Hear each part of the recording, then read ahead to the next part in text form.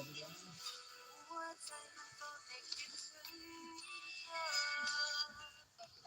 ่ใช่บอสรถสีดำโลโก้รูปดาวสามแฉกคันนี้แน่ๆตัวเองเขาเห็นรถตัวเองแล้วนะ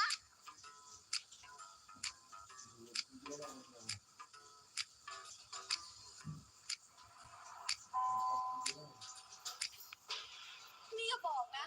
ว่าคนที่เรานัดบอดด้วยก็คือบอสของเราเองอะ